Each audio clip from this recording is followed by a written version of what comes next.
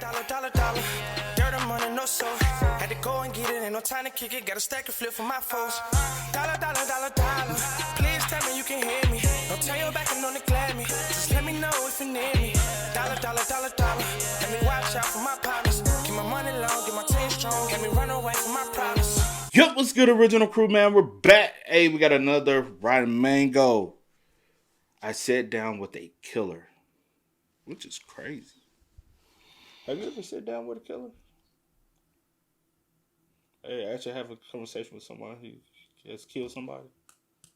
That has killed someone?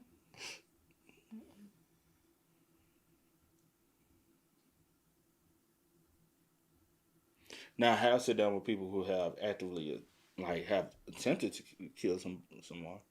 Mm-hmm. But not no one who... Because, and I'm talking about after effect. Not that I knew them before they did it, but after effect. No, plenty of people that's in jail for murder. Yeah, I'm talking about after the fact. Yeah, the dude that stabbed dude at school. Mm-hmm. When he was in school. Yeah. Like, when he got out, out of being sent to juvenile, when he came back home, he pulled up on me. He had walked down to the crib, and I was like, I said, what? I come outside. Not even that. I'm like, why the fuck you up at my crib? But I was cool with him, though. We weren't best friends, but I was cool with him. But he pulled up, had his little prison shoes on. I said, what the hell, bro? I said, yeah, man. I said, man, I didn't think you was getting out so soon. He did 90 days. It was attempted murder, though, but... No, I'm not laughing at that. It was just the 90 days for me. 90 days in. 90 days in. But then, most recently, my cousin just got out after doing over 25 years for attempted murder. Mm-hmm. Which they thought they did kill her. Yeah. And they threw her in the dumpster. Yeah. And luckily enough, she was able to survive through it. But that's the most recent one, as far as on that level. Mm-hmm. But hey, with that being said, make sure y'all check out the links in the description box. Down below. You already know where to go if you want to first support. All you got to do is check out down below. Also, if you enjoyed today's video, like it with a thumbs up. When you met him, could you see that? Can I see what? His whole, actually me seeing him and everything. I could tell he'd been incarcerated. I could tell about, his demeanor and everything. He'd been incarcerated for a majority of his life. Mm-hmm. But I'm saying, did you pick up on that vibe like that? No and yes, but I think it's just because I already knew. Oh, you already knew ahead of previously, time. So it's kind of like one of those things. Like, if you didn't tell me what I have, something a little off about him. You know, I don't know. But what about any other one that you met? It's crazy. I mean, but ain't nothing I ain't seen before, so I don't. Yeah. All right, let's go, man. Let's check it out. Let's see what it's about, man. Let's get it. Bada bing, bada boo. There is a certain process of elimination when you are at the scene of a death. Some cases are obviously going to be trickier than others. Some cases, the whole time, the investigators are debating, first of all, how? How did this even happen? We don't know. And if this is what truly happened, if our theory is correct, are we sure that's what really happened? That's what the investigators are doing. But for Detective Ryan, this case starts off really easy. Dead man in the living room in his own house. He's dead in his living room, in his house, in a secluded wooded area. He walks in. Was it natural? That's the first question. Well, no, because there's droplets of blood right at the entrance of the house. It doesn't seem like it was natural. Detective Ryan steps into the house a little bit deeper now. Was it a robbery gone wrong? The door shows no signs of forced entry. He steps inside further, and there are just streaks of blood everywhere. One of the other officers walks straight up to him and just says, well, somebody tried to cut this dude's head off. Murder. That's what this is. We got the how. The cause of death is murder with a hunting knife. By the clues left behind in the living room, I mean, nothing of value is taken. All of the blood is concentrated near the couch in this living room area. Whoever did this hunted the dead man. It's like they hunted them and killed him in his own living room. And it wasn't quick either. Like, there are slash wounds all over this man's body. His throat is nearly slit. You can see the bone on both sides. There's blood all over the walls. There's blood soaking into the carpets. This guy was hunted. He was killed rather painfully, rather violently in his own living room. The first interesting detail that sticks out to Officer Ryan is that there's this bloody footprint that just feels so out of place. Obviously, there's gonna be lots of bloody footprints all over this living room, but it's concentrated in this specific living room area, except this one clear bloody footprint right in front of the door to the primary bedroom. It's almost like the killer, whoever this person is, walked over there, put one foot just outside the door, never stepped inside. What are they doing? Detective Ryan steps inside the master bedroom and he starts looking around. And that's when he sees it. He's like, did the killer slit that man's throat, walk over to this bedroom to spit on the bed? Huh? Detective Ryan knows instantly that whoever did this knows the dead man, targeted the dead man, hunted the dead man, and left a giant trail of evidence. It's not long after that Detective Ryan is going to find the killer. And he's got a lot of questions to ask this killer. And so do we.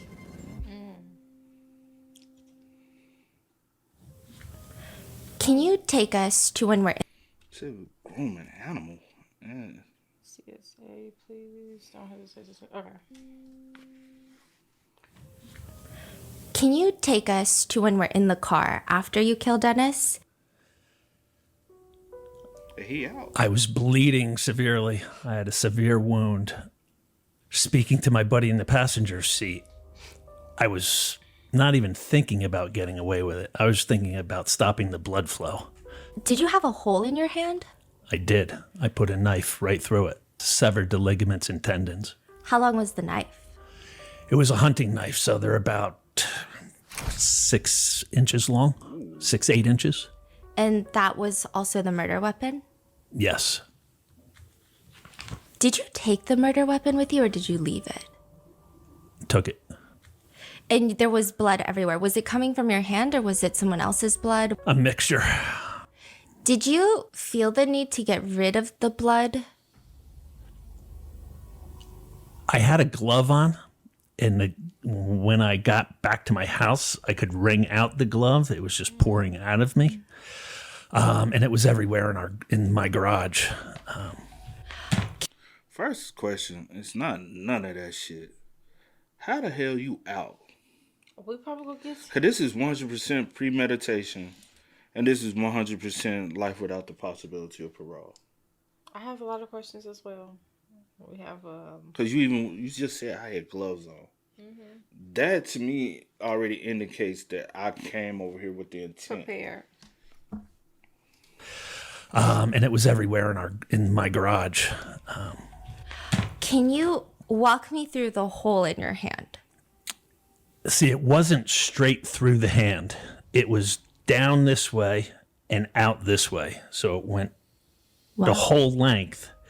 And you could see pretty deep into because it was wide open at the time. And you're just driving with one hand.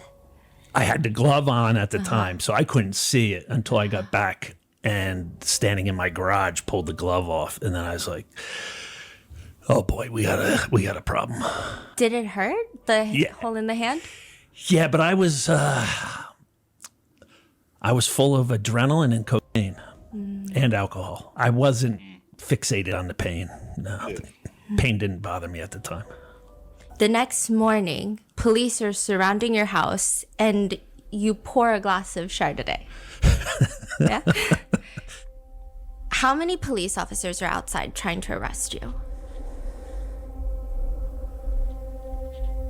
12 to 20. Are you scared?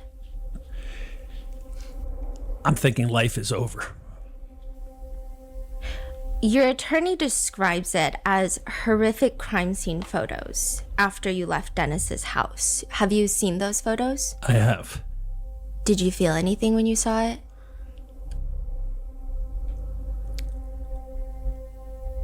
Honestly, no. Dennis's obituary reads, "To those who knew him well, he will be remembered as a great man who always went above and beyond the call of duty, and one whose love and loyalty for his friends was unparalleled." Do you agree with that? No, I do not agree with that. You provided to us your records, like your psychology records from when you were in jail and then later prison. Psychologist asked you, do you feel relief after the homicide? And you say, I can't say that. Things were out of control. No relief. Yeah, what happened in that night was horrific. In his house was horrific, and it wasn't anything to sit back and rejoice over. It was a bloody, gory, horrific event. Do you remember how many times you stabbed him, or do you only know from what's been told? Only from what I've been told. Initially, when you were first arrested, I think there was questions of maybe there is an insanity plea. Maybe there are all these other things. And one report reads, the most outstanding clinical feature was the absence of any significant overt psychopathology. So does that mean that some psychiatrists were confused because you didn't strike them as a psychopath or someone that just kills out of nowhere? Right. They didn't find anything psychologically wrong with me to do what I did. You killed Dennis Pegg. I did. You stabbed him. I did. Reports say you slit his throat. Yes. You spit on his bed. Yes. And you drove off with a hole in your hand. Correct. And then you were arrested, and psychiatrists say that they found nothing wrong with you. Correct. And so technically you killed someone and you don't regret it. No.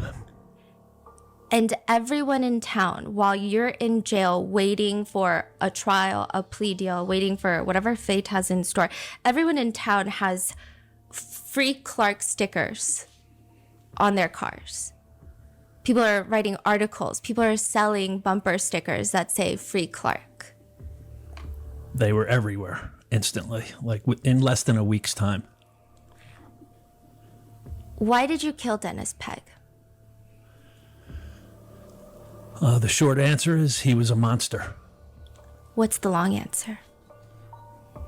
The long answer is he had a 45-year reign of terror in our little town of Stillwater, New Jersey, raping boys. Were you one of the boys? I was.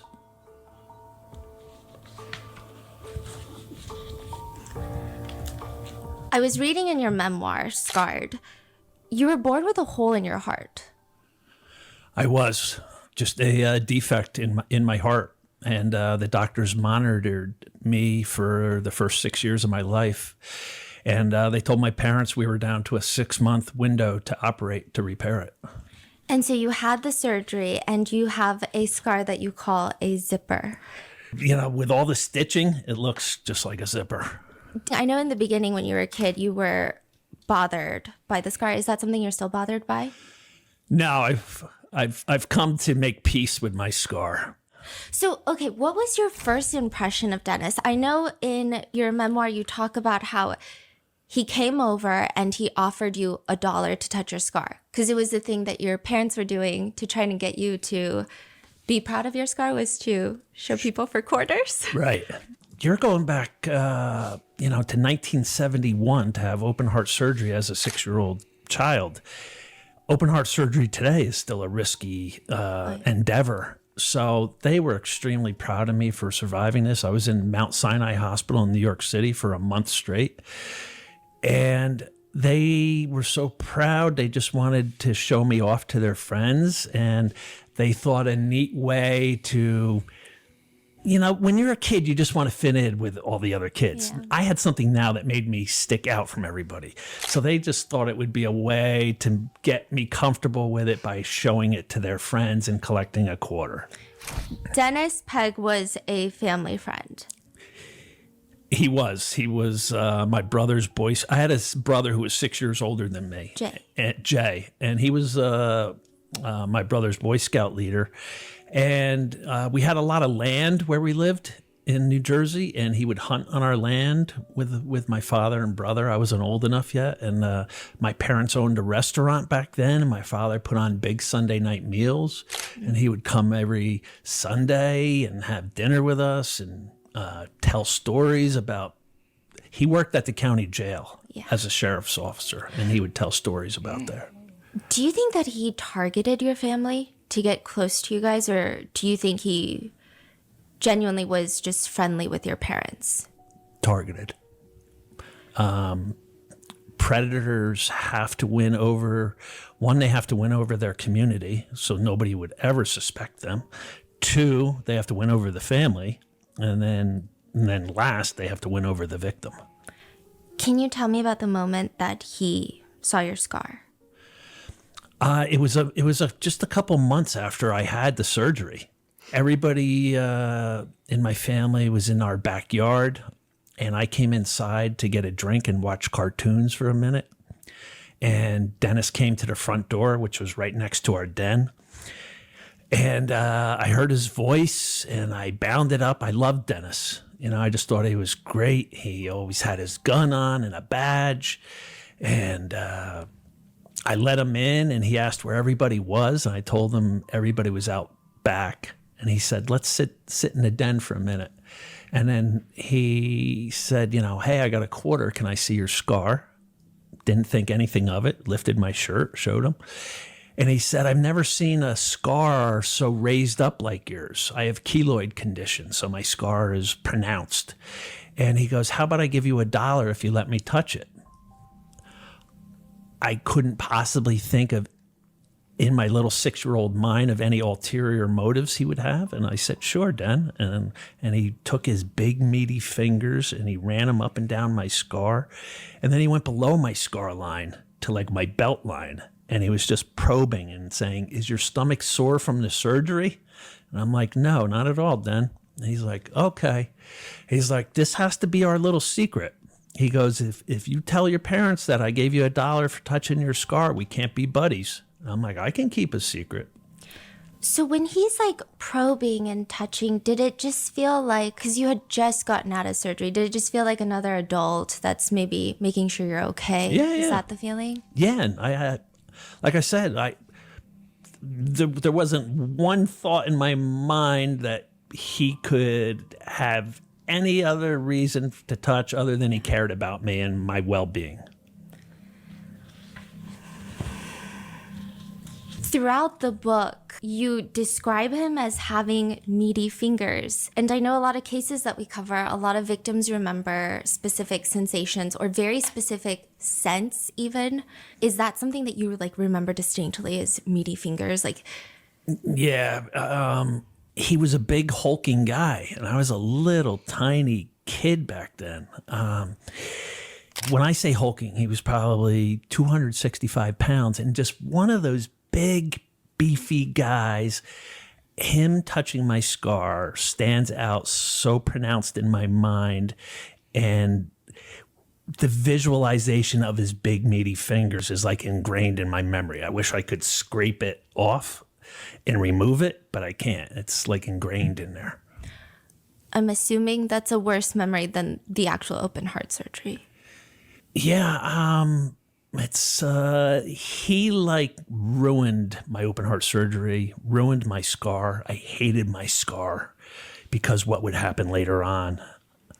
And he's the reason for me hating the way I looked. Did he have any sort of fascination with your scar, or was it truly 100% just an excuse to start grooming you? Yeah, I don't think he had any things with a predator. They're never the way they seem. A predator is a chess master, always multiple steps ahead of you. So like everything may seem one way, but to them it's complete other way. And I don't think he cared two hoots about my scar. It was just an avenue to get what he ultimately wanted. You guys would go fishing. There would be a lake. You and a bunch of boys would go fishing. Dennis Pegg would constantly be there. And there was an issue with the sunfish, like these little fish in the lake that don't taste good. They're not edible fish? Yeah, I mean, they're tiny. So you to fillet a sunfish, you'd have to fillet a lot of them to get any meat off of there. So it's mainly sunfish. Right down by the dam, there'd be a lot of sunfish, and they're a really like gullible fish where you don't even need to put a worm on a hook. You could just put your hook in the water, and they see the bright shimmering, and they just latch onto it. And you catch them, and you just release them, or so we thought. He does not catch and release them. What did he do? No, and again, for me to say he didn't like sunfish is wrong, because he's a chess master. Remember, he's a predator, and he's one step ahead of us, 2 steps, 3 steps ahead of us. He would tell us little boys that sunfish were a worthless fish and that they needed to be killed. And he would catch them and stomp on them with his boot. Or he would catch them, throw them in the grass alongside the river, and then pick up a big rock and smash it down on them. And he'd be like, that's what you do to things that are worthless. So everything's like a means to an end for him. So he just wants to scare everyone? It's a control thing. It's a domination thing. It's also to let you know, if he considers you worthless, this is what will happen to you. We're down there as a group of young boys, and it's not just me he's targeting. He's targeting all of us and letting us all know how he feels about worthless things. This is a little sidetracked, but I was doing research into sunfish because I didn't even know what they looked like. And in a lot of indigenous cultures, they're actually known for protecting the young. Really? That's like, they're some of the fiercest protectors of their young. Wow. Like, they will stay by their young for 10 to 14 days and starve themselves just to protect them. And so it seems almost ironic that he specifically did not like sunfish as well. Wow. It's I didn't very know that. interesting. Never heard that. Yeah. It's amazing. So in one of the court documents, it mentions that did he drink a goldfish, or he bit a goldfish in half, spit the halves into his beer? Did he drink the beer with the goldfish? Yeah. Yeah. And he said he used to do that with his army buddies. And he would just make you guys watch? Made me watch. Oh. This was at his house. You're saying that he will bite a goldfish in half? Yeah, he bit a goldfish in half and then swallowed it down with his beer. And you can make up whatever psychological reference you want. Again, it's to scare me. It's to show violence to me. Like, his demeanor during all of it is just... Dennis was a light switch. He could be one way, outgoing, friendly, gregarious, fun-loving. Instantly, eyes dilate, turn black, and he becomes a completely different person. What happens at the Polaroids? Yeah. Down at the lake again. I lived at a lake community, and there was a dam area. And the dam would separate the lake and then into the river. And that's where all us kids would hang out and play. He did everything out of the watchful eye of my parents. When everything happened, my mother said, I never even saw him with you. And I'm like, everything happened down at the lake. And he was giving beer to us young boys, not just me, down there. So I'm like 9 years old. Get a picture of a little 9-year-old. He invites me into his pickup truck down at the lake, and let's have a beer. So he gives me a beer. And I thought it was great. Here's a lieutenant. He's a lieutenant in the sheriff's department. And I'm getting to have a beer with him. I'm thinking, this is fantastic. And he says, one of my friends just bought a old farmhouse, and there was a old desk left behind. So I started going through the drawers, and it was filled with porno pictures. You want to see some? And I'm like thinking like Playboy magazine type stuff. He, he had cargo shorts. Cargo shorts had the big pockets on them. So he opens up his cargo shorts pockets and takes out a handful of Polaroid pictures. And he's looking at them, and he just starts giggling like a little schoolboy would giggle. And he's like, oh, these are a riot. He's like, here. And it was a close-up of a young penis. And he's like, here's another one. And here's another one. And it was just penis after penis. And he's slapping my knee in his truck, laughing. Aren't these so funny? Aren't these a riot? And I'm like, where's all the women, Den? And he's like, oh, those must have been in the other drawer. Next time I go over to that house, I'll open up the other drawer for you. But look at these. Aren't these a riot? Aren't these so funny? And I'm just like, So you think he took these Polaroids? I mean, there was no friend. There was no farmhouse. No. He took these. Yes. Yeah. He always had large stories. And looking back now, I don't know if one of them was true. I have no idea. He would invite you to his house, and then he would try to feed you beers. And what would happen a lot is the dam area where I lived, the river went right through Stillwater to a bridge area, the gristmill bridge. There was a old gristmill right at the bridge. Mm-hmm. And he would say down at the dam area, the fish aren't biting that good. Let's go over, towards the gristmill. Or there's twin bridges in another section of the river. Or he'd say, let's go to the twin bridges. And he would always mysteriously slip in the mud. His foot would go into the mud. Or he'd slip and go into the river and get his boot wet. And we'd have to go to his house so he could change his sneaker or change his boots. Mm-hmm. And that's how he would get me over there. And then while we're there, well, let's have a beer while we're here. So it would be just to get me comfortable going to his house and having a beer at his house. Were the houses like far apart, or did people see that there's constantly boys going in and out of his house? No, he lived up a long driveway, and the house sat alone up there. So you can't see anything. Like if you were to scream, people can't hear. It's pretty. There was houses down below, but his was a driveway that went up, did a 90-degree turn to the house, and it was the only house up there. His house, I don't want to call it a cabin. It was a 2-bedroom, 1-bathroom house, and it sat up on a hill that overlooked the elementary school playground. Was he like looking there all the time? Was he outside? I went to that elementary school, Stillwater Elementary School. I was in Little League baseball, and he was at every game that I can recall. Down on the fence, there was a fence that would go around the ball field.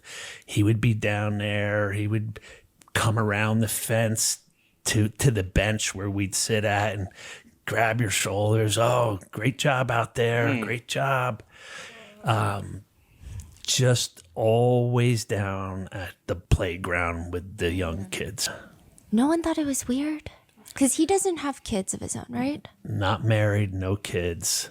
But he's the lieutenant in the sheriff's department. He's the Boy Scout leader. The Boy Scouts did their meetings in the gym of the elementary school. So he's wrapped around everything in the town. He's on the Stillwater Historical Society board. The little old ladies loved him. I mean, this goes on for years now. The touching of the scar happened when I was 6 years old. It goes on to, like I said, inviting me into his truck down at the dam to have a beer with him. And this has to be our secret. And in my mind, I'm like, I don't want to ruin this, so I'm not going to tell my parents I had a beer with the lieutenant from the sheriff's department. This is fantastic. And he made you like his equal. You know, he put you on equal. He made you like feel special, and it's us against the world. Everything he told me. I mean, one of the stories I recite is he was always taking trips out west. And on one of his trips, he said he met the Marlboro Man. Now, if you grew up in the 70s, 80s, the Marlboro Man was a fictional character, but on the back of every magazine with a Marlboro cigarette dangling in his mouth. And he was the coolest dude imaginable. Dennis took the coolest, machoest guy in America and told me he met him on a trip and he was gay. He said, it didn't bother me in the least. He was such a great guy. We hung out for 3 days and had dinners and just, you know, just spent a lot of time together. So, and again, he would say, this has to be our secret. Don't tell anybody the Marlboro Man's gay. He confided that in me, you know. I don't want his secret getting out. Did he ever meet the Marlboro Man who played the Marlboro Man? Yeah. I have no idea. Probably not. What was the Marlboro Man gay? Who knows? Yeah. It's just like I said. Nothing is ever as it seems with a predator. And so, what's he doing? He's taking the machoist guy in America, fictional character, but machoist, and making him gay, and trying to gauge my response. And trying to normalize it, like, hey, the machoist guy in the world is gay, you know, and that's, again, I that's what I would surmise he was doing. You know, I can't get into his mind. He tries to start wrestling with you. That was kind of like the gateway into. Yeah, you know, so he's taken years now, you know, of porn pictures, Marlboro Man, beers, slipping into the river, go to the house, beers, you know. So he's invested years of grooming, and at some point you have to initiate more touch. That's why I see people tussle a young boy's hair, and it just sends a chill down my spine. Because to the normal person, it's like, oh, cute little Billy, you know. But to a predator, they need to initiate touch. And that little tussle of the hair is going to go to a pat on the knee, is going to go to a pat on the thigh, is then going to go to a wrestling match. So he told me that he wrestled my older brother, Jay. And he wrestled my next door neighbor, Jeff. Jeff and Jay were inseparable. They were same age, same grade, in the Scouts together. And he says to me, I wrestled Jeff and Jay. Let's see how tough you are. And I'm like, okay. And at first he would let me dominate, let's say, you know, get the upper hand on him. And then, like I said, that light switch would go off and his eyes would turn dark and black, and he would pin me to the ground, and he would get his hulking 265-pound body on top of me and start gyrating and moving and grooving. And looking back on it at the time, not really realizing what he was doing, but he was erect. And this was getting him off. And you're 11, so you're tiny. I was 10 when that started happening, when the wrestling started. I mean, he's like 3, 4, 5 times your size. Yeah, I mean, and because of I was a sick little kid when I was young. Like, you know, I was in the hospital constantly with the flu and bronchitis and anything because of the hole in my heart. They would put me into the hospital immediately. I'd be in an oxygen tent, and you know, so I was constantly in the hospital, and I had to be careful for a long while after surgery with playing. There was some limitations put on me by the doctors, you know, so I was just a small little kid back then, sick kid. And this guy just took advantage of that. And And he could tell like I was insecure, you know, because my scar made me stand out. And they looked for something like to separate the weak from the pack, you know, like any predator does. And my scar was, you know, and my insecurities about it is how he separated me from the pack. And wrestling was the next avenue of physical touch. He's devoted 4 years now of stories and secrets, alcohol, pornography, and now it's time to get back to touch. There's a part where in your book, your memoir, you talk about how he pinned you down and he says something along the lines of like, come on, you can get out, come on, squirm. Do you feel like he is getting off on you struggling, or... Yeah, it's exactly what he was doing. You know, he would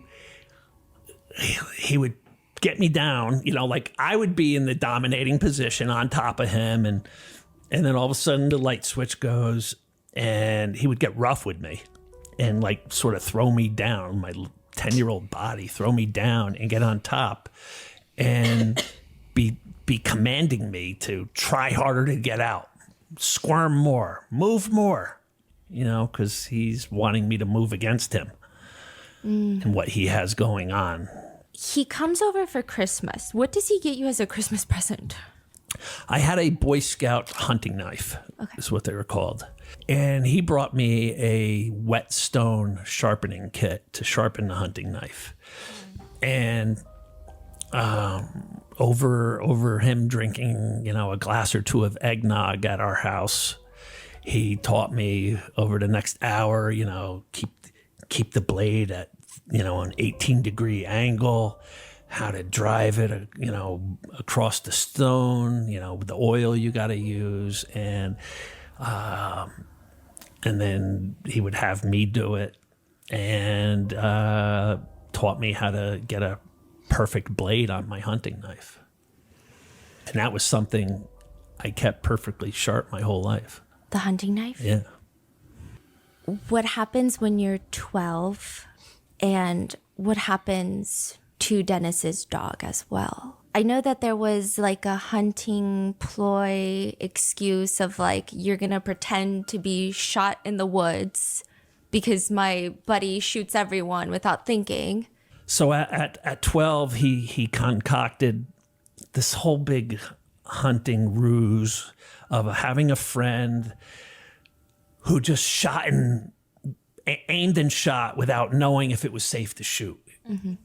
And he said, we've got to correct my friend from this bad habit, and I'm gonna use you as a decoy out in the woods. You're gonna be laying there with fake blood on you, and I'm gonna take him out hunting, and he's gonna do his typical shoot, and then we're gonna come upon you lying there with fake blood, and you need to practice gurgling sounds, like you're gurgling blood. Your death rattle, he called it. You have to practice your death rattle. So he got me down at the lake one day, got me back to his house. We're going to practice your death rattle at the house. And instead of offering me beer, he offered me blackberry brandy, a glass of blackberry brandy with a beer. And he told me to chug it. And then he gave me another thing of brandy. And his house it was a summer day, but his house was like way hotter inside than outside.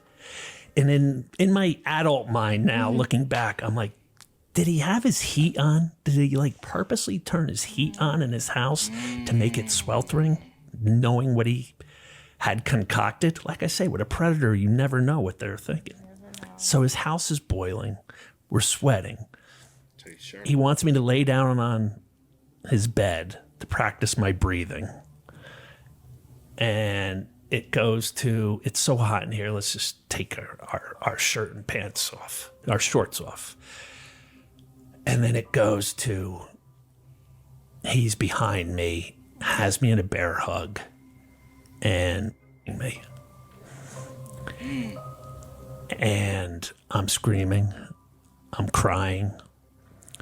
And he had a dog, which is called the coon hound. And coon hounds have this long, drawn out howl they do. And as I'm being raised, I hear his dog howling away because of my cries and screams. And it didn't stop this guy until he was done doing what he wanted to do with me. And afterwards, he sat me down at his kitchen table and got another beer, like almost like we were two lovers who just had a romantic tryst together. And he brought his dog over to me and said, I want to show you what will happen to you if you ever open your mouth about what just occurred. And he started to beat his dog, and I'm crying and screaming and begging him to please stop.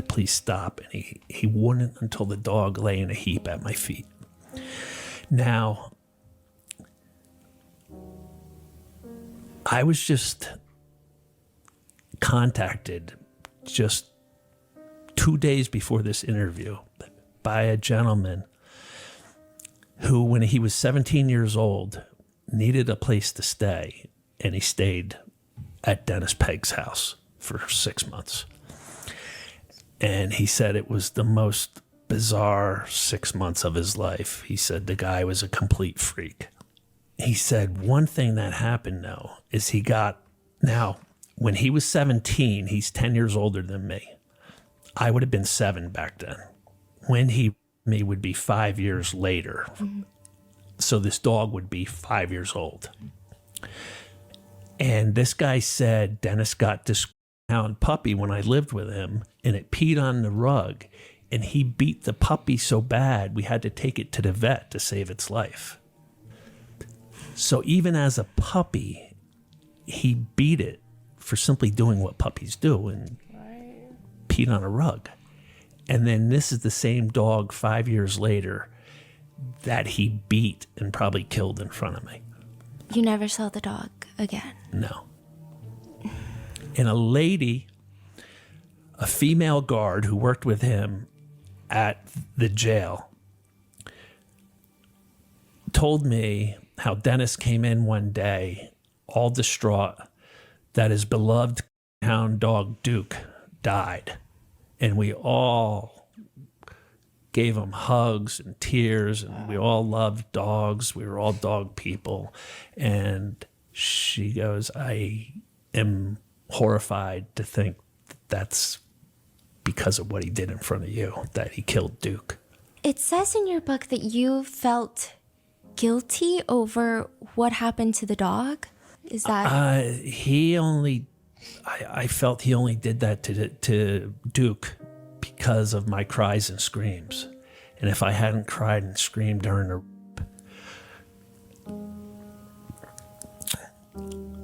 the what he did to Duke wouldn't have happened. Do you still feel that way, or? Yeah. I mean, he might have had that planned. Well, he couldn't determine if Duke was going to cry or not. Like I said, with a predator, you never know.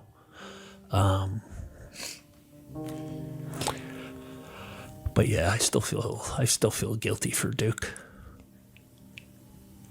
Do you feel like Duke had more humanity than Dennis in that moment? I feel Duke and I were the only two in that room who had humanity. And that's saying a lot since Duke's a dog.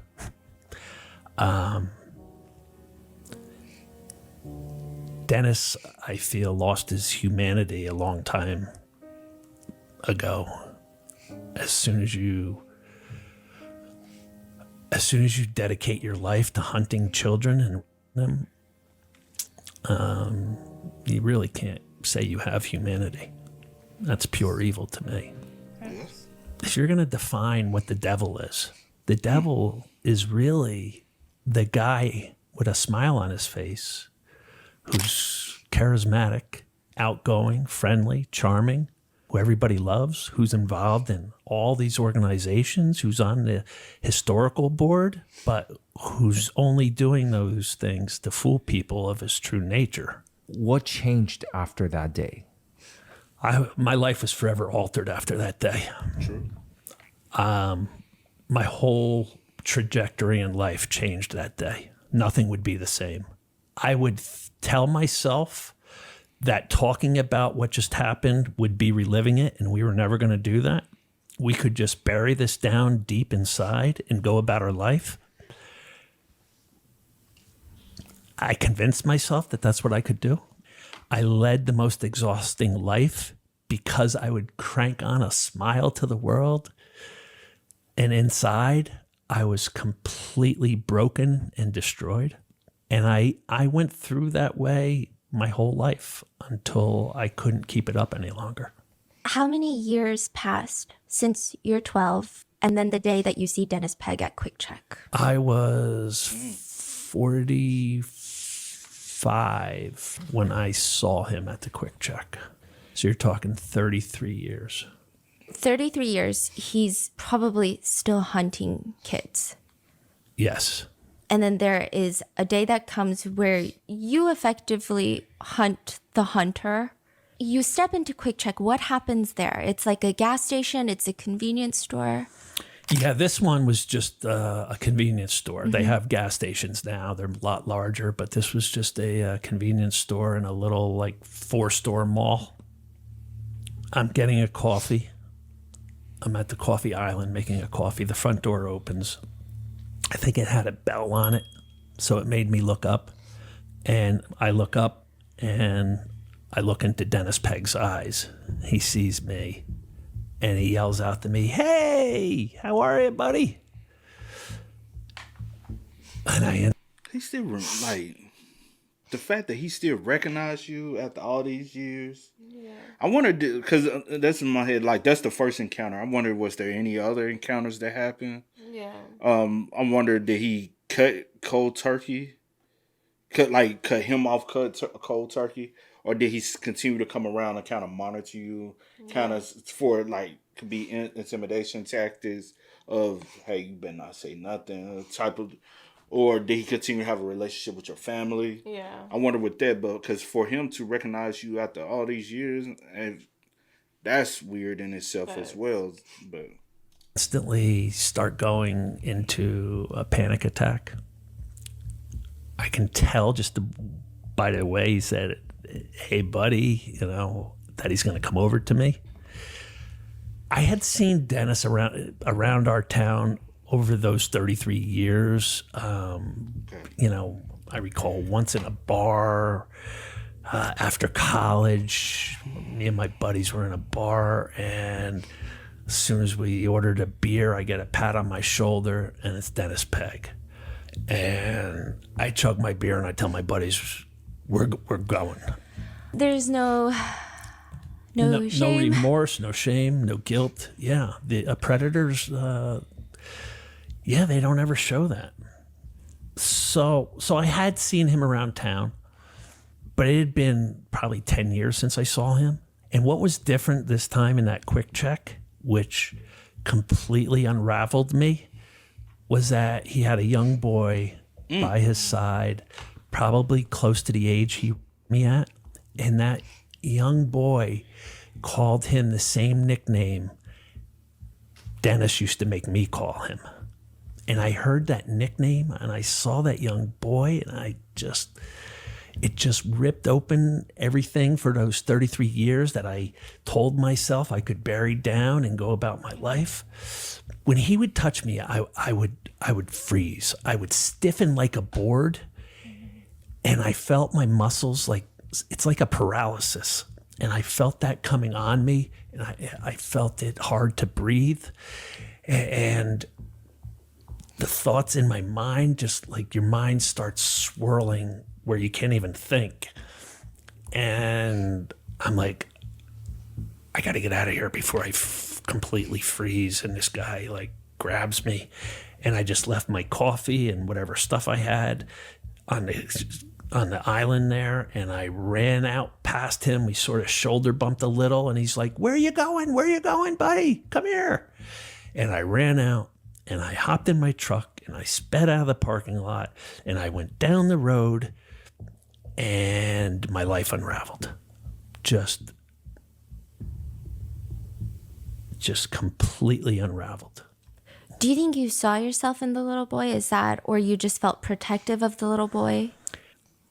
I couldn't get out of my mind over the next months that boy, and wondering what part of the grooming process is he? Is he being shown Polaroid pictures? Is he having beers in his truck? Is he at the wrestling stage? Is he teaching his buddy how to shoot right in the woods by lying there with fake blood on him and doing the death rattle in his bed? You know, it haunted me.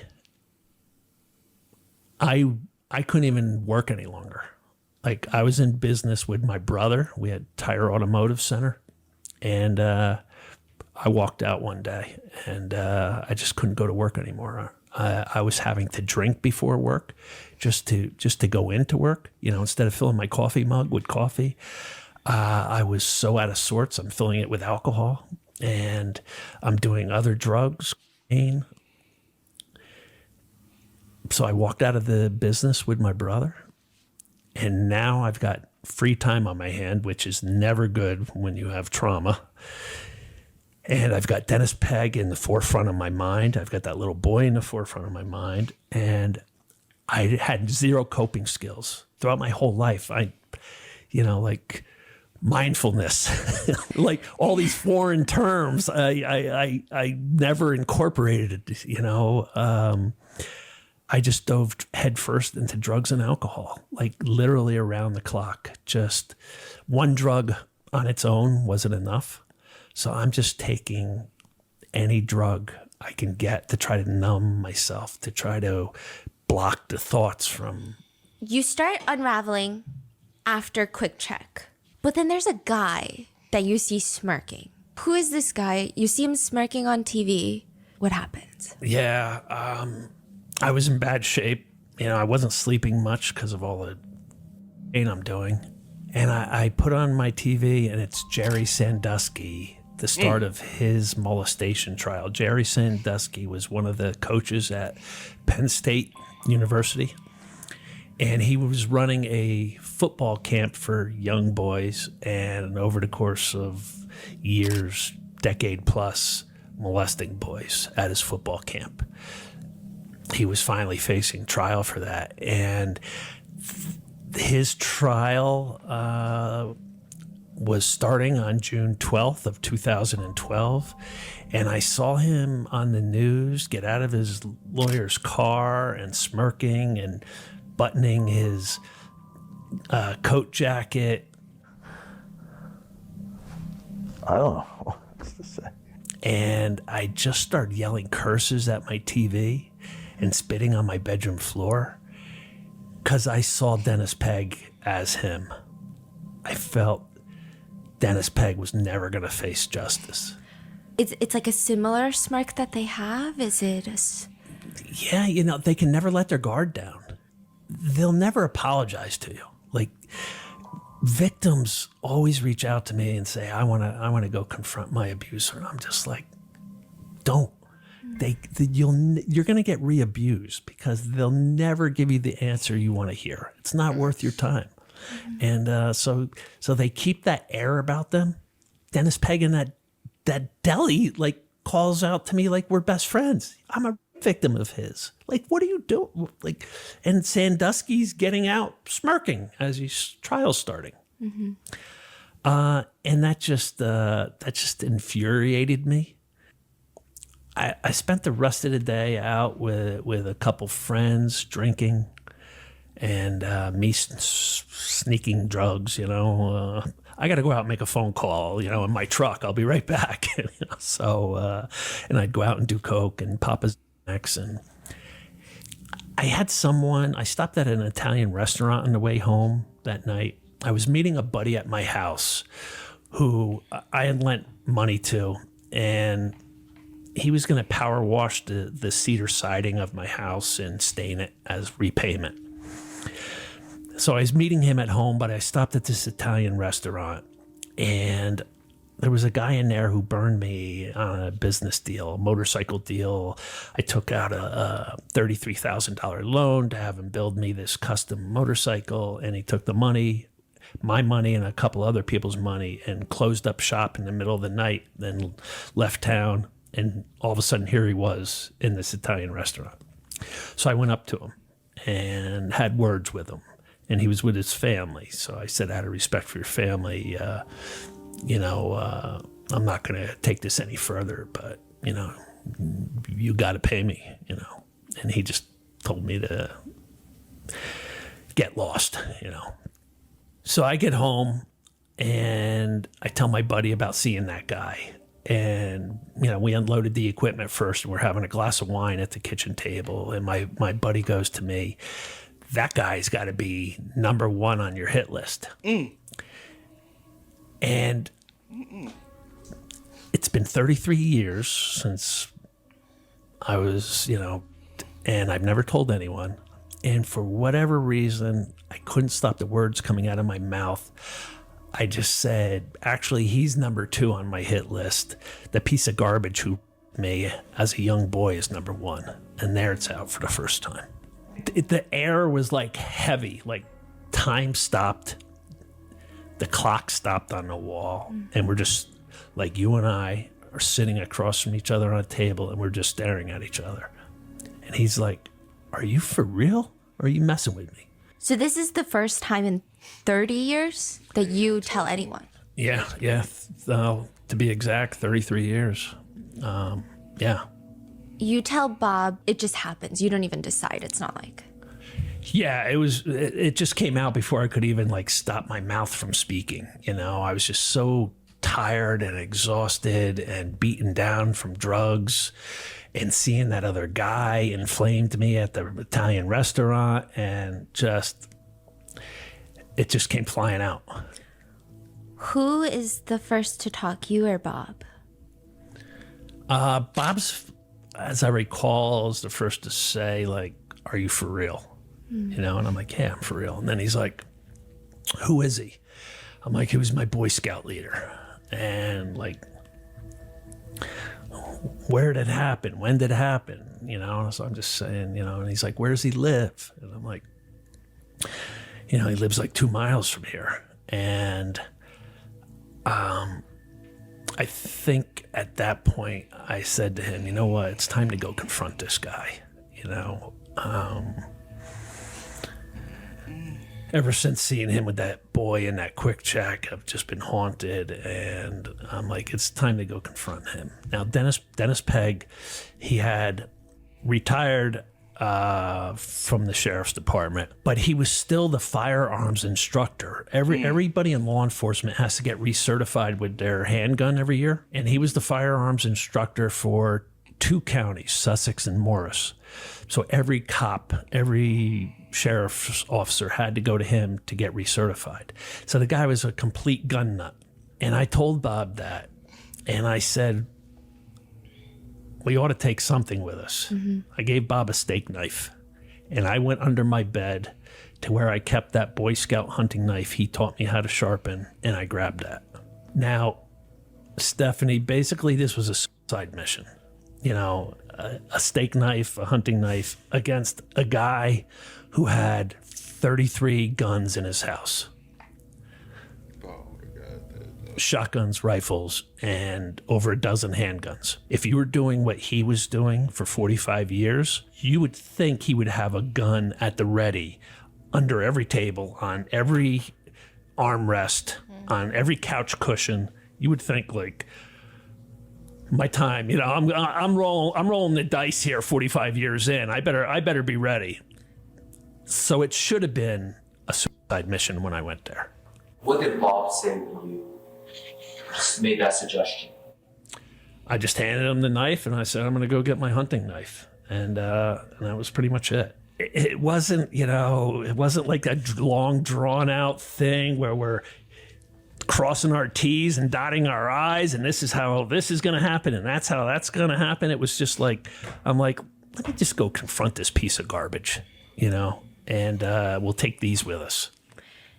And it's a 6-inch hunting knife. right? Yeah. Was that the biggest knife you had, or was it more so poetic justice because he was teaching you to sharpen that specific knife? Or you had like no thoughts, you're like, let me just grab a knife? I would think it's subconscious poetic justice, like take this with you, So you have no plan, just a knife. You guys drive to Dennis's house. At what point are you like, maybe this is not a good plan?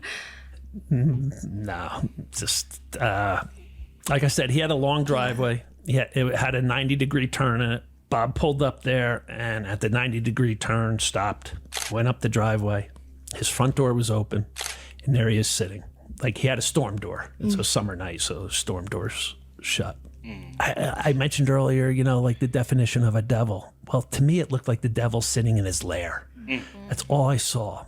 But seeing him, this is the first time I'm back at that house in 33 years since what happened with me and the dog. I never went back to that house. And I instantly started going into that panic attack again. Just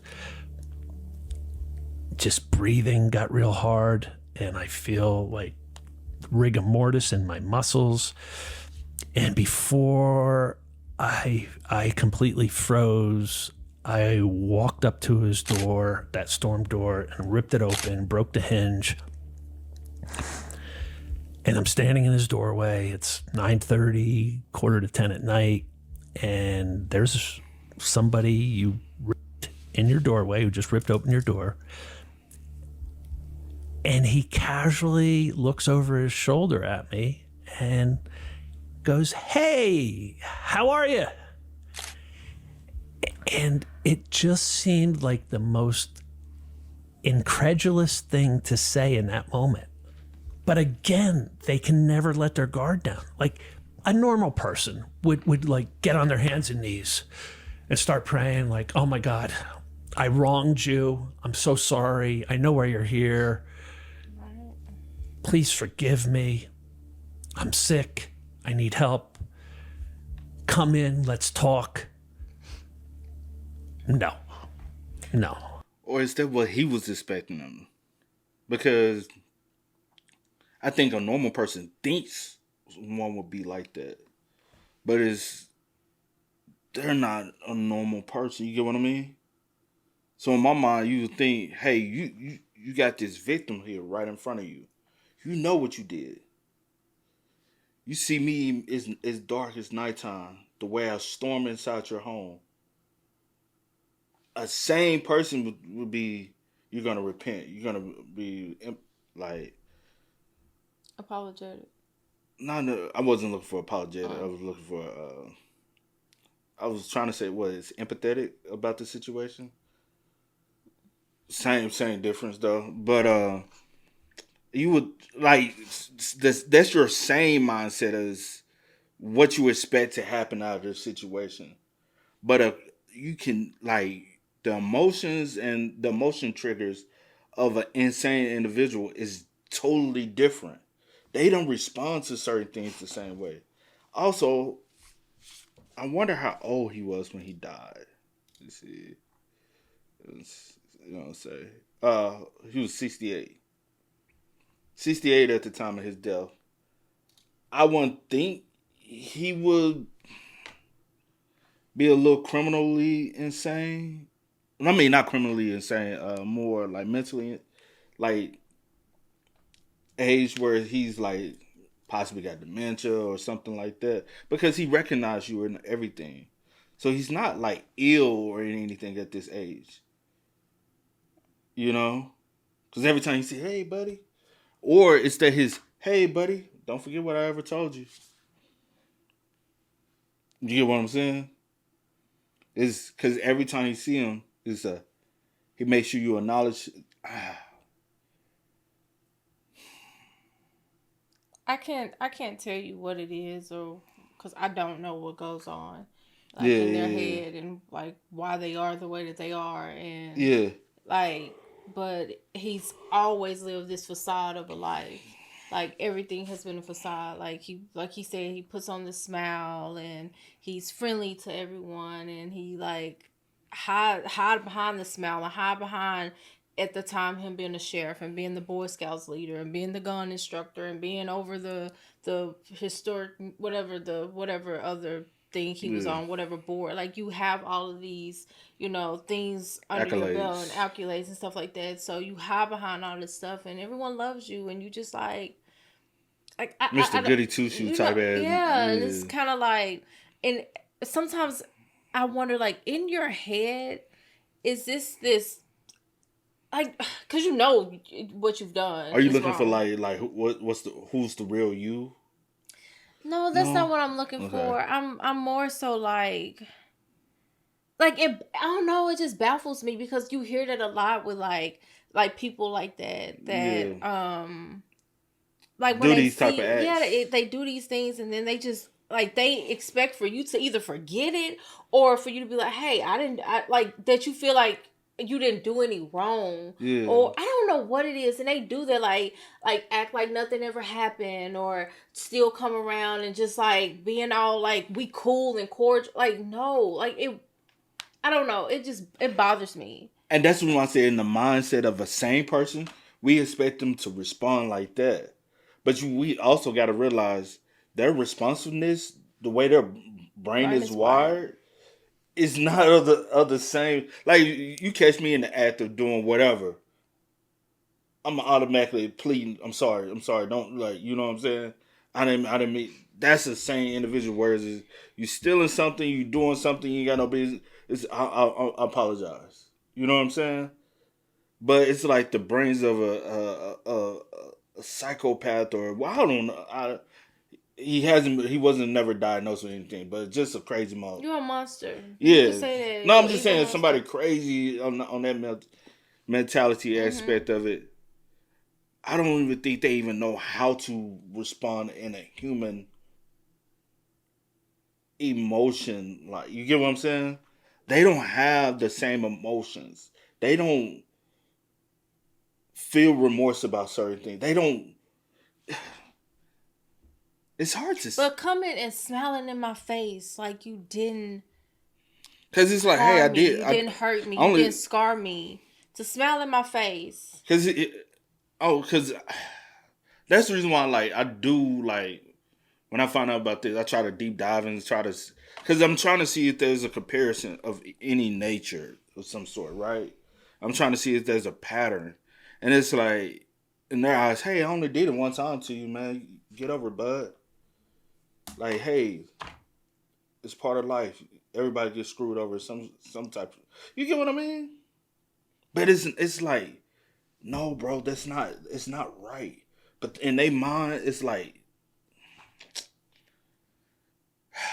cause like, even like with Dahmer, like, I done watched some of his stuff, like, a lot when I saw him, a lot. Even like Ted Bundy, and they all have like this victim complex about themselves as well. When it comes down to it, it's like, you're the victim, but them, they're like, yeah, you might be a victim, but I'm a victim as well. You know what I'm saying? I'm a victim of my thoughts. I'm a victim of my actions because I can't control it. So it's like, I'm also a victim in this whole situation. And it's like, no, bro, you're not, though. Because even like researching all of those, it's, you see certain patterns. Even like John Wayne Gacy, you see certain patterns. Yeah. And it's like, when they get caught, it's like, everybody's coming at me, and I did not, no one was there to help me out. Like, bro. Yeah, I don't know, man. I don't know. It's just,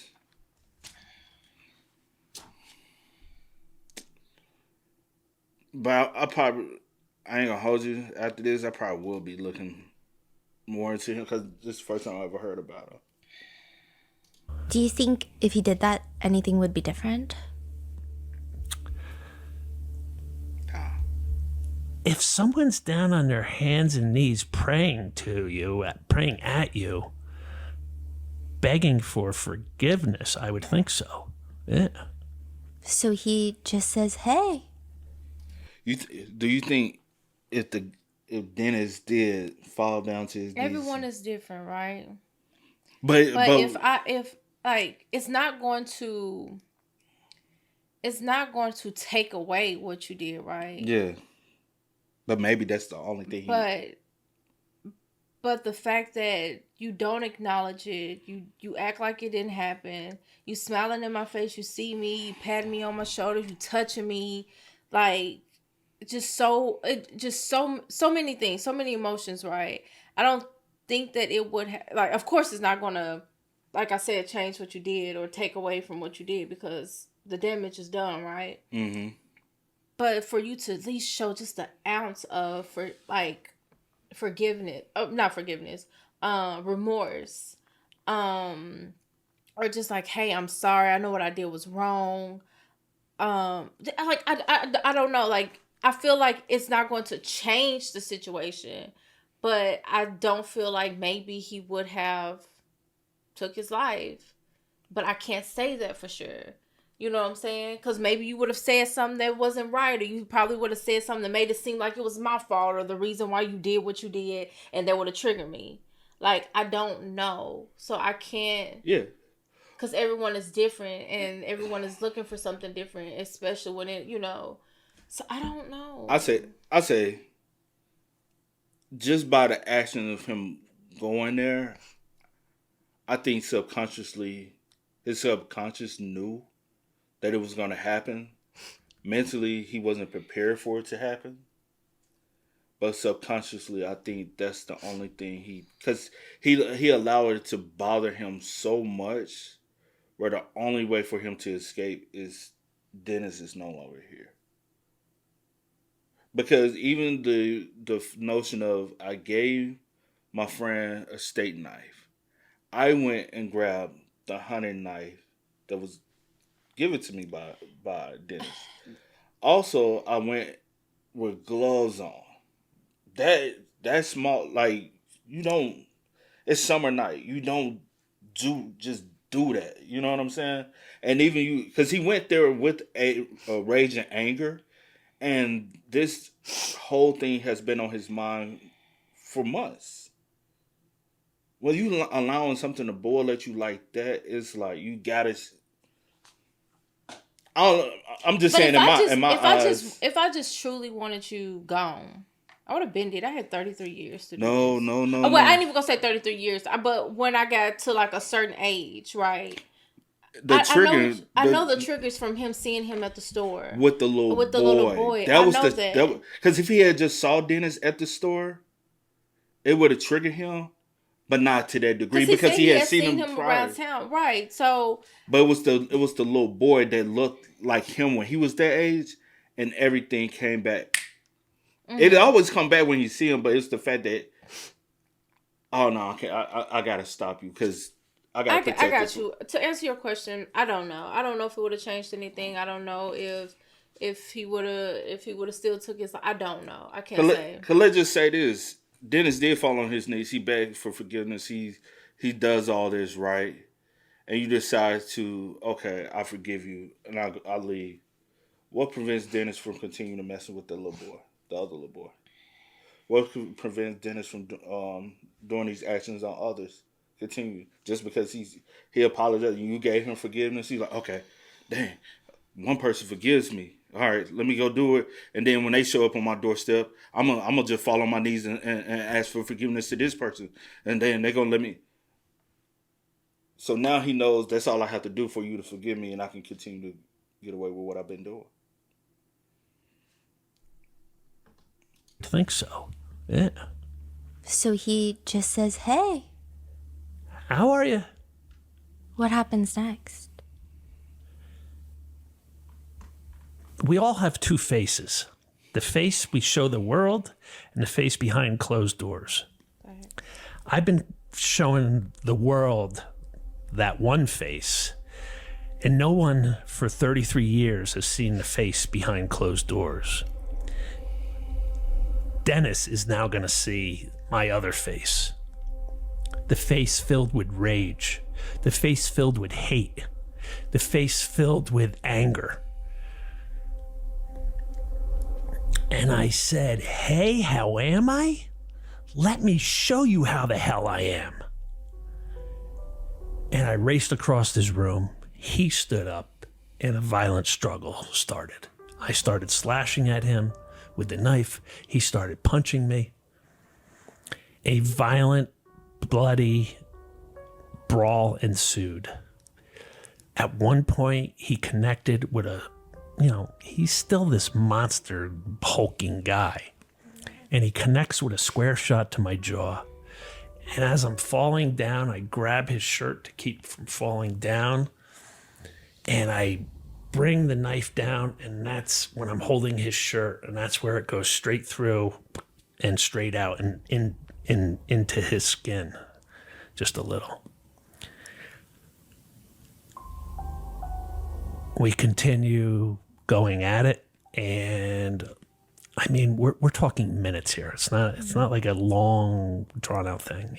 Maybe 3-4 minutes, 2 minutes, 3 minutes. It was quick. And he slips in the blood, and he falls down, and it's a mix of our blood. Like I'm gushing blood now. And he's up against the wall. I lean down in front of him. I got eye to eye with him. And I said, "It's not so fun raping little boys now, is it, Dennis?" And I slit his throat. And Bob was standing in the doorway, wide-eyed. And I said, "Go get the van and bring it up," because I had one more thing I wanted to do. I walked over to the bedroom. He ripped me in, and I spit on the bed. The answer to everyone's question is, did this solve everything? No, it didn't solve everything. You don't heal from trauma by adding more trauma. You don't heal from sexual abuse by murdering someone. It's not how you heal. I stopped the predator from ever harming another young boy. 45 years was long enough of raping young boys. It should never have came to that.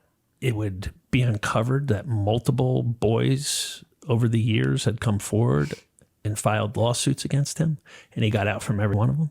Wow. But I did what I did, and I knew walking out of his house that night that my life was over.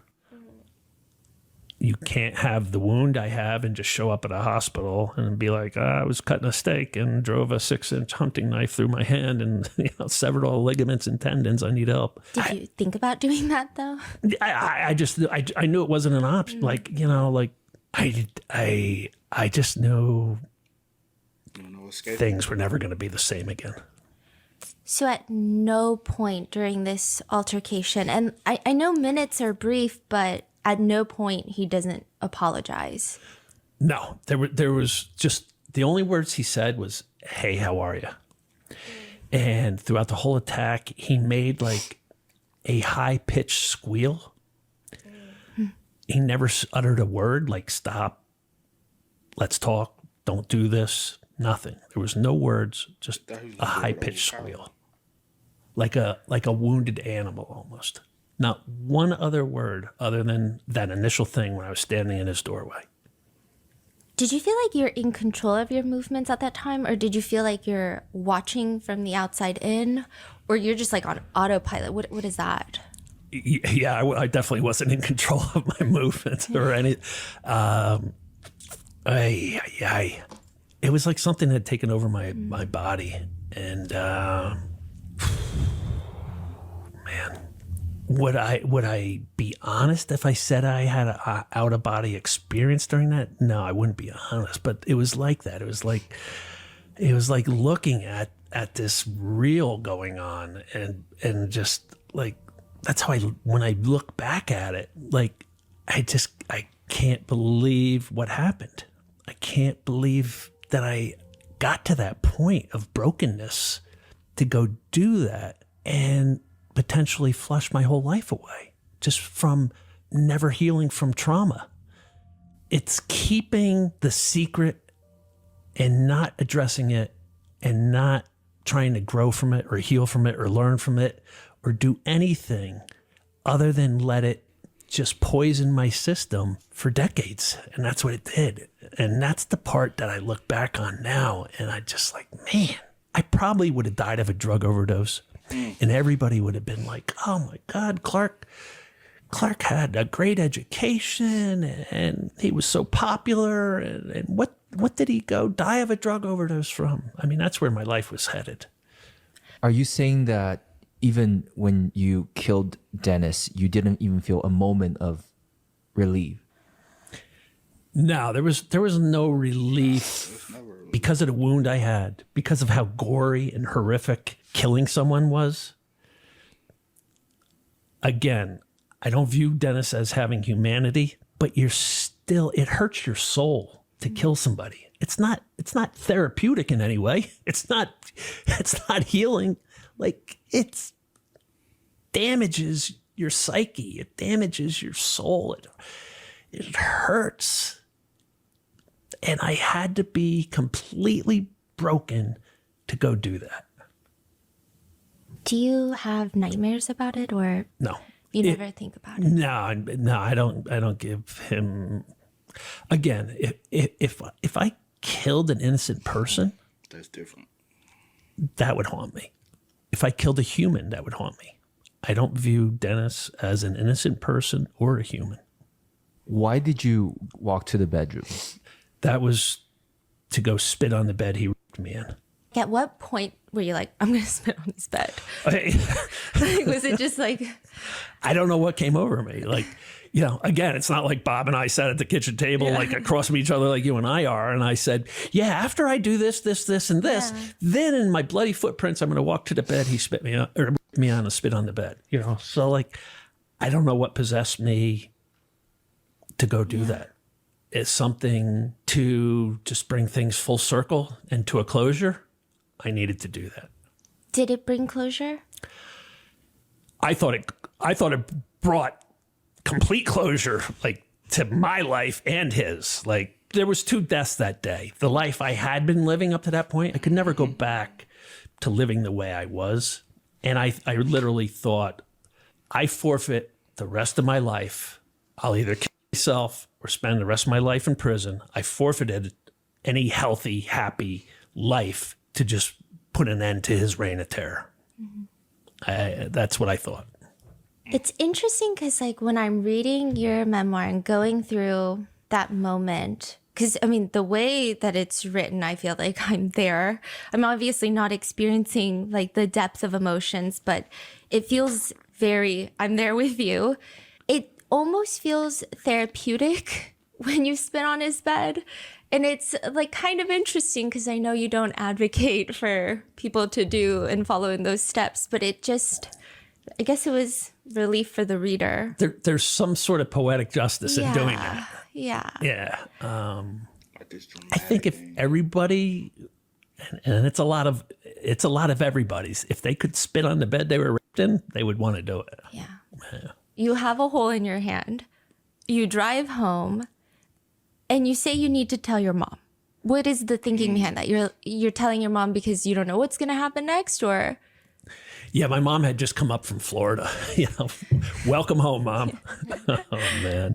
And I called my best friend at the time and the girl I was dating and asked them to come over because I just, my life's over, Steph. You know, like, am I going to kill myself after this?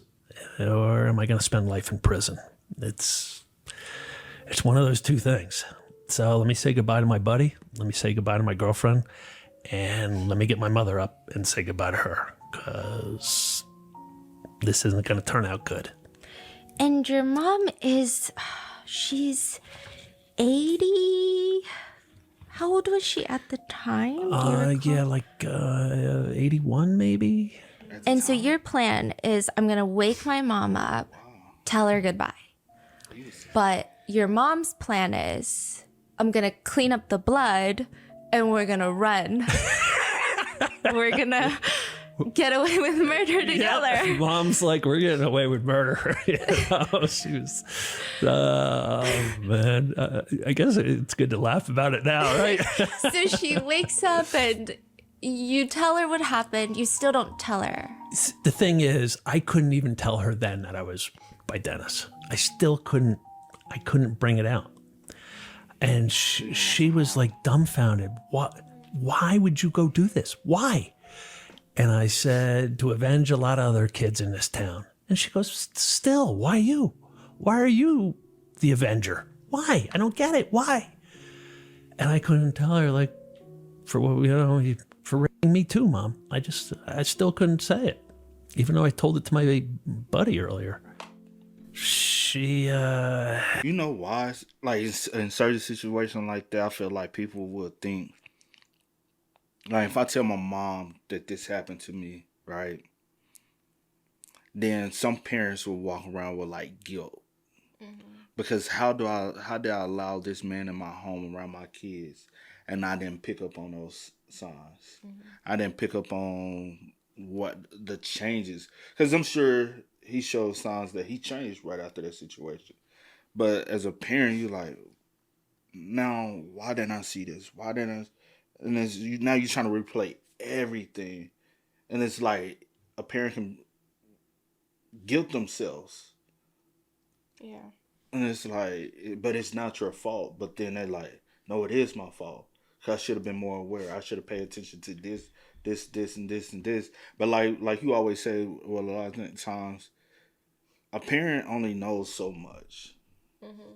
But a parent doesn't know everything about a child. But I'm saying, like, hindsight, like, because I'm just saying, if I put myself in his shoes in that type of situation, I don't think I could relay that information to my mom. Because I'm like, I can't, because that's even more tragic to her. You know what I'm saying? I don't know.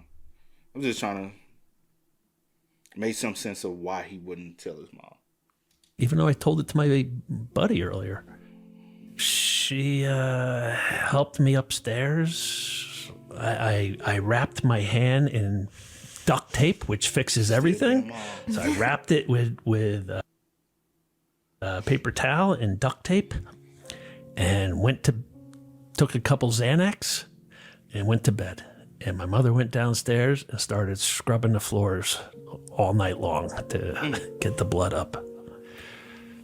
And so she's like, we're going on the run, but you wake up and the cops are surrounding. Yeah. She told my sister that she was going to take me and we were going to go on the run. I know, it says in the book you guys are thinking the end of the world, which is Florida. Right. You guys are going to go to Florida. Yeah. No, I like the plan. I think your mom is really adorable. I mean, I was just so fascinated by your mother because, you know, she's cleaning up the blood. She's ready to go Bonnie and Clyde with you.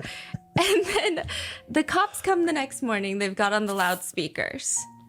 They're saying, Clark, come out. And she's like, no, the neighbors are going to hear. Your mom is so fascinating. She said to one of the troopers as I was still in my bedroom, what are the neighbors going to think? He's like, ma'am, I really don't give a damn what the neighbors think. Oh my gosh. Okay, so you see the cops outside. So they took her out. They took her out of the house. And they're like, you look out the window and they're just like trying to be sneaky, trying to... they're like I said, they're hiding behind trees. You know, they don't know what's inside, what I have, if I'm loaded up with a AR-15 or what my mental state is. You know, they've got a dead body. Yeah. So every one of them has their gun drawn. Everyone's taking, you know, some sort of protection. There's this big rock to the left of the yard, and there's trees, and there's the shed out back, and they're just all behind everything, and then they're behind their cars lining the street, and I just couldn't believe it. I was lying in bed like, how are we gonna get out of this? Like, how are we gonna get out of this? And like, there's gotta be a way out of this. And before I could even possibly think of any way out of this, the cops are there. And I'm just, and your stomach just drops. And you're just like, it's over, bro. It's over. And all I could think, they ordered me out of the house over a bullhorn. And as I walked to that front door, I just called out to God, let one of these guys kill me when I step out. Like, it's over. It's over, God. Like, I don't want to do life in prison. Just take me now. And let him shoot me when I walk out. And I stepped out that front door with my state police shirt on that I put on. And I put my arms out to the side. And I just sort of tilted my head back and I just waited for the crack of a gun. And it never came. And instead, I was ordered off my porch, down at the front lawn, spread eagle, handcuffed, and taken away. Were you disappointed when you didn't hear a shot go off? Yeah. You were. Because in that ride to the police barracks was like the longest ride of my life, and I'm just like, man, one of these guys couldn't kill me, put me out of my misery. Like, I'll have to find a way in prison to do it. I'll have to take care of this myself. You killed a cop. You're arrested by a bunch of cops. You're about to go to the jail that cop worked at. Things are not looking good. Yeah. Oh, boy. Yeah. Understatement of the year. Yeah.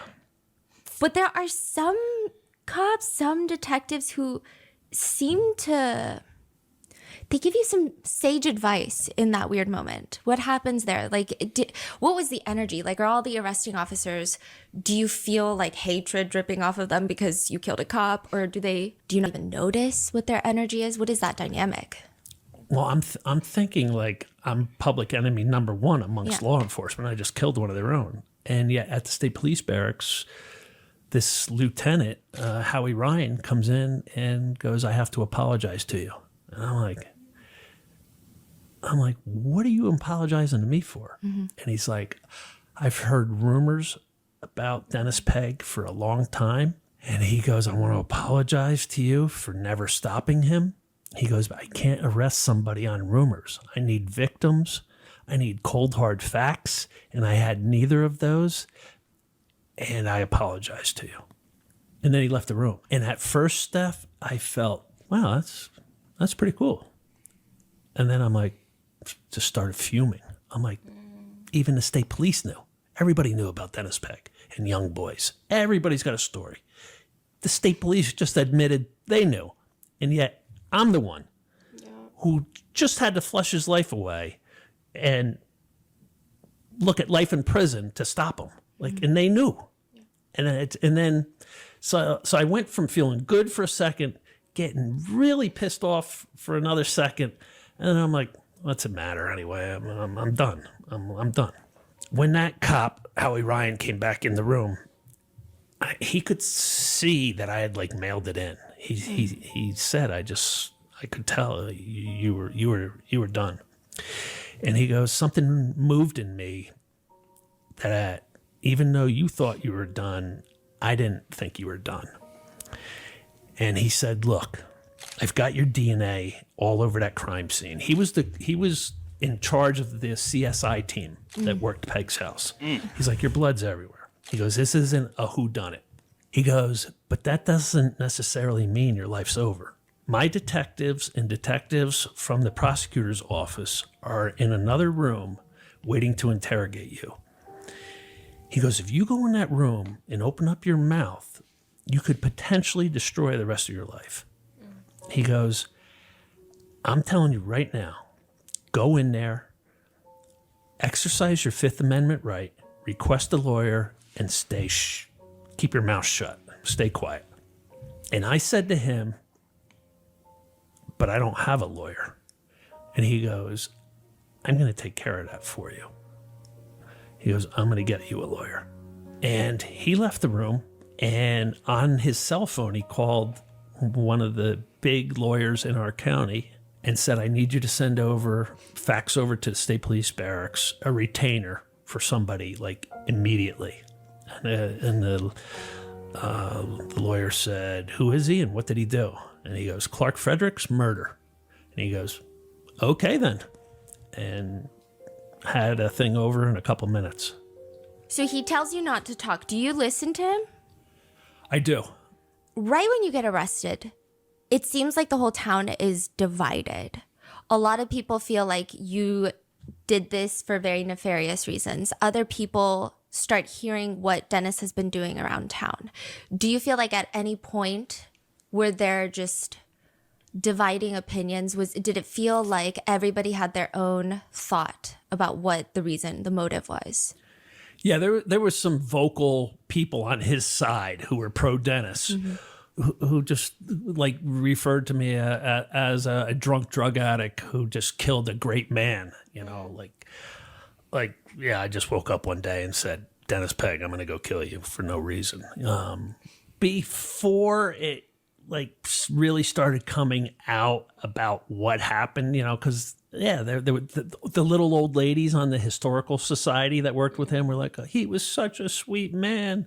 You know, the mayor in Stower at the time was like, oh, he was a giant of a human being, you know. And then people like Howie Ryan are like, no, I knew all about rumors about this guy. Your audience is going to have to get the book because there's a line from Howie Ryan in the book to the prosecutor. It's one of the greatest lines you will ever hear. I don't want to give it away. It's it's the most powerful line you will ever read, said by him. We will put the page number so you guys can go get it. Yeah. And I will tell you what page, because I know you know exactly what I'm talking about? I know exactly what line that was you're a powerful talking about. line, Yeah. right? No, right. that was unbelievable line. Yeah. Yeah. At that point, once you've been arrested, you're facing first-degree murder charge initially. So you're facing life in prison. Life in prison. And you have an attorney, and they're saying, have a little hope, but not too much hope. Yeah. You know, and it's funny that the lawyer, Howie Ryan at the barracks called George Daggett, who sent the retainer over. I never even interviewed him at the jail as one of my lawyers. And I don't know why. But I interviewed a bunch of other lawyers, and one lawyer just wanted to get me bailed out. We'll get you bailed out of here in 3 days. And I'm like, all right. And then this other lawyer came in all flashy with his, gold jewelry, Rolex watch, and he's listing all these cases he's worked. And I knew the cases, and he lost them all. But in my head, I'm like, but you lost all those, So I'm like. And then this guy, Dan Perez, came in. He just looked like a really good guy, like really down to earth. And he came in and he said, I think we can have a valid defense for this. And I was like, really? He goes, yeah. He goes, it's not going to be easy, but I don't think your life is over. I was like, really? I'm like, you're hired. What's that? During that time, Dennis had a security deposit box that the police go through. Yeah. And they find a bunch of letters. Right. That he wrote 10 years before he died? Correct. And when he was in his young to mid 50s, healthy. They all have some variation of pray for me. I hope I didn't disappoint you. Forgive me for any failings. Do you think some of these letters are to victims? Yeah. Yep. And like, they're creepy. There's something really creepy about them. Like, weird. And the prosecutor told me after the fact that he thinks there was 14 of them in there, that 13 were probably victims. Would you ever think, like, right now, to, like, write letters to people? And with it being, he said 14 letters, 13 possibly be victims. Mm-hmm. Was any of the letters addressed to anyone? And if that's the case, they are addressed to anyone or addressed to certain situations he puts certain people through. Was any letters to him, to Clark? Like, did any letter in there was reference or? Because if not, then we dealing with somebody who's he's a monster anyways. But the level of monster he is, because that means if all the letters, so we know a total of victims. If Clark doesn't have a letter in there, how many victims are there really? You get what I mean? Think like right now to like write letters to people in case you die. He was 50 something years old. Like what would make you do that? And he does keep writing, interestingly, like, if I go to heaven, pray for me. But if you're already dead, I don't know what exactly he's asking for in prayer. Yeah. Is it to get to heaven?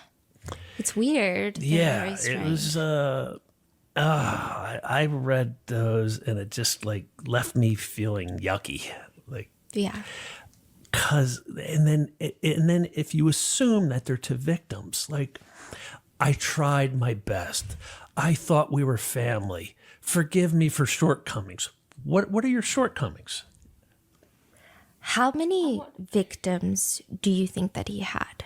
My buddy's wife is the sheriff's secretary, and she sat in on every meeting with the sheriff in the early days, and they estimate well over 100. One of the other victims is very close to you. Family relation. Who was that? My brother. What happened to your brother?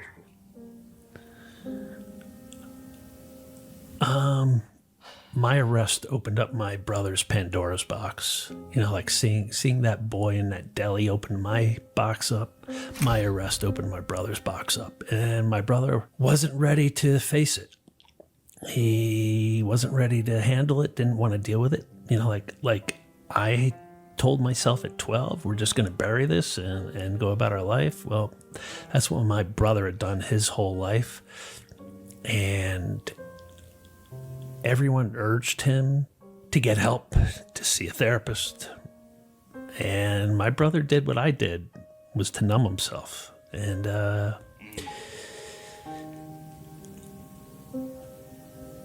I found him dead on our kitchen floor a couple of years ago from drinking himself to death. This is going to be a 2-part interview. This is part 1. In part 2, we're going to ask Clark about how and why the FBI came to him to warn him that someone put a hit out on his life. He has, there's his entire journey, or I guess more so fight in prison, trying to get through it while he's surrounded by criminals who are accused of doing the very thing that Dennis Pegg did, which is harm children. There are letters that Dennis Pegg left his presumed victims in his safety deposit box, and how someone very close to Clark is killed by Dennis Pegg after Clark gets out of prison. Like, how does that even happen? We're going to go through all of that in part 2. Also, how the hell does Clark get out of prison when he's facing a first-degree murder charge and life in prison? That will all be asked in part 2. But in the meantime, if you feel like you can't wait for those answers, which same, you can get Clark's memoir. It's probably the most intense memoir that I've ever read, and I've read copious amounts of memoirs before. There are just so many aspects of his story that aren't included in our episodes that you can find in depth in his book. I think I finished the whole book the first time around in like 4 hours. It was one of my quickest reads. There's something about it where I don't know how Clark does this, but every time you catch yourself feeling like, okay, there's a black hole that we've now went into, there's no way out of it, you get out, and then there's just like another black hole. And it is like the most intense emotional journey that I have ever been on. You can also find Clark on his social media accounts and his own podcast, which I will link below. But with that being said, that is part 1 of the 2-part series of the story of Clark Fredericks. And I will see you in part 2.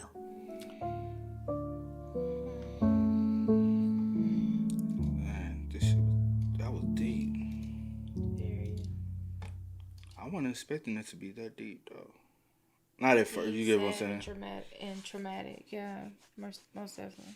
Like from first clicking, I was like, like how's he out? But